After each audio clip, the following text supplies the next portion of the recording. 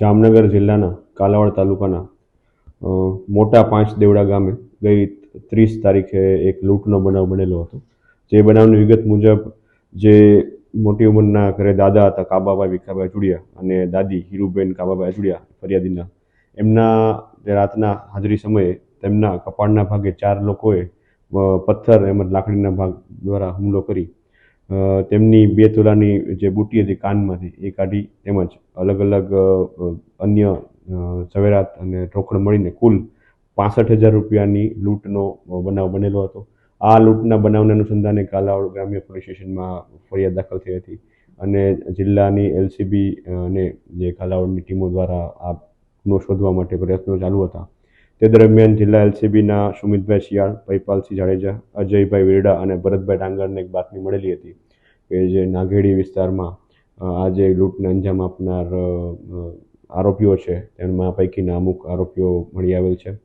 જેમાં જે પકડાયેલ આરોપી છે તેમાં નારણભાઈ ઉર્ફે નાયાભાઈ જગાભાઈ અરજણભાઈ વારોતરિયા, તેમજ ગોવિંદભાઈ કરશનભાઈ કનારા, નારણભાઈ વીરાભાઈ હુણ, મુન્નાભાઈ અમરુભાઈ ભાભર, સાગરસિંહ રાયસિંહ અલાવા, પંકજભાઈ ભારતભાઈ બિલવાલ, આ 6 આરોપીઓને હાલ પકડી પાડવામાં આવેલા છે. તેમજ આ સિવાય જે આ ગુનામાં અન્ય આરોપીઓ હતા, જે 3 આરોપી છે ભવાનભાઈ જીતરાભાઈ ધાવડ, અશોક બાવાભાઈ વસોયા, બિલાલ રક્ષિંગ વનસુયા, આ 3 આરોપી પકડવાના હાલ બાકી છે.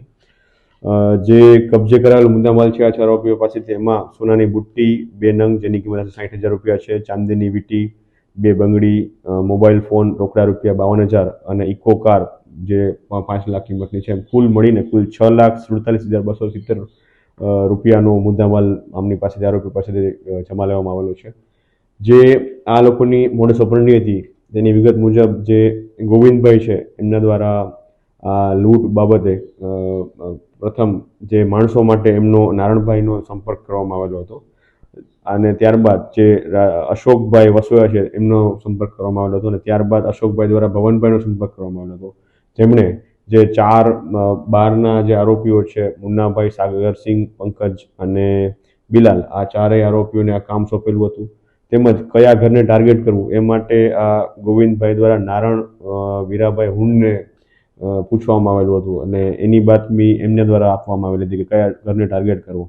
આમ એક પ્રકારે જોતા આ જે કોઓર્ડિનેશનનું અને આઉટસોર્સિંગ જેવું લૂંટનું કામગીરી આ વખત જાણવા મળેલી છે, આ પ્રકારની જોવા મળેલી છે. તમામ આરોપીઓને જે 6 આરોપીઓ છે એને એલસીબી દ્વારા પકડવામાં આવેલા છે, જિલ્લા એલસીબી દ્વારા. એ બાબતે એલસીબીનો ખૂબ જ આપણે અભિનંદન આપીએ છીએ